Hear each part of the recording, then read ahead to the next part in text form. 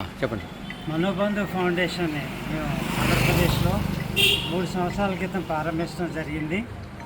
దీంట్లో ముఖ్య ఉద్దేశం ఏంటంటే రోడ్ల మీద మానసిక రోగంతో ఎవరో పట్టించుకోకుండా వారిని కుటుంబాలతో వేరుపడి రోడ్ల మీద తిరుగుతూ ఉంటారు. వారి ఆలనా పాలన చూసేవాళ్ళు ఎవరు ఉండరు.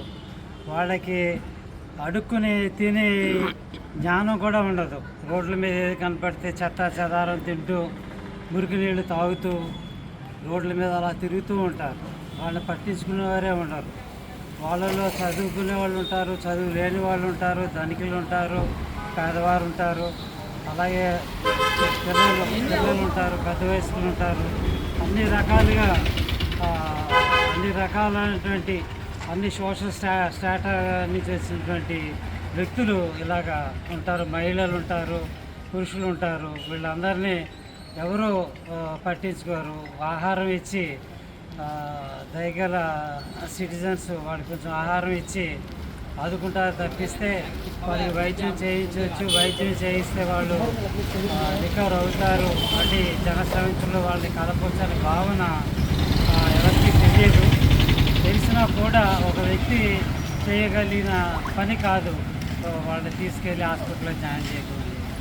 ఆ గ్యాప్ని పూరించడానికి మనోబంధు ఫౌండేషన్ స్థాపించడం జరిగింది. దీంట్లో చాలా ఎమినెంట్ పర్సన్స్ ట్రస్టీస్ కింద ఉండటం జరిగింది.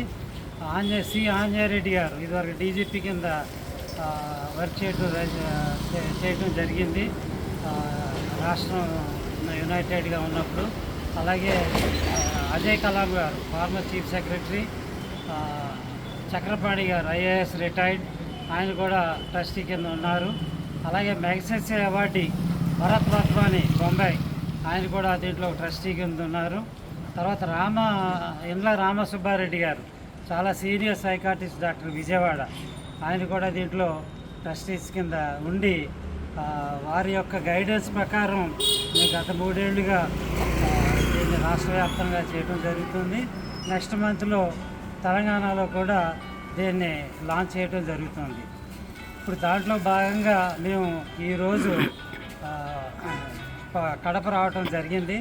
ఆల్రెడీ అనంతపూర్, తిరుపతి కూడా టౌన్లో కూడా మేము మా యొక్క టీము వెళ్ళి అక్కడ కొంతమందిని సేకరించి హాస్పిటల్లో జాయిన్ చేయడం జరిగింది. ఇప్పుడు దాకా కడపలో 14 మందిని మేము వివిధ ప్రాంతాల నుంచి వాళ్ళు పికప్ చేసి హాస్పిటల్లో జాయిన్ చేయడం జరిగింది. ఈరోజు పొద్దుటూరు రావడం జరిగింది. ఇక్కడ ఇలాగ 1 టౌన్ 2 టౌన్ స్టేషన్స్ రామకృష్ణారెడ్డి గారిని, యుగంధర్ గారిని, ఇన్స్పెక్టర్ గారిని కలవడం జరిగింది. వారు కూడా వారి యొక్క నోటీసులో కూడా చాలామంది ఉన్నారని చెప్పారు. వాళ్ళందరినీ కూడా మేము ఈరోజు మా అంబులెన్స్లో తీసుకెళ్ళి అక్కడ కడప హాస్పిటల్లో జాయిన్ చేస్తాం. దీనికి లోకల్గా కడపకి చెందిన మిత్రులు శివారెడ్డి గారు, అలాగే కుమార స్వామి గారు, వీళ్ళందరూ కూడా ఇక్కడ పొద్దుటూరులో ఆదరణ సొసైటీ సత్యనారాయణ గారు, వీరందరూ కూడా సహకారం అందజేస్తున్నారు.